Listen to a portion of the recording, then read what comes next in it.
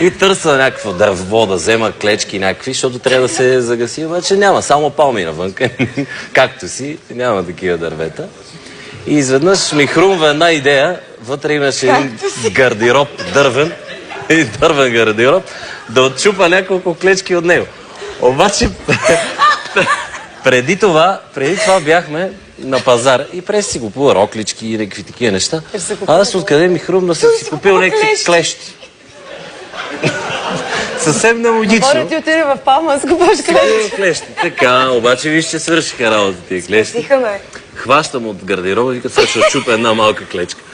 Значи като дръпнах и на гардероба, половината стена направо му падна долу. Това беше за колежката. Не се казва гардероб, а гардероб. Ние тъй на село, тъй говорим. Ние тъй говорим. Оле, не Боже!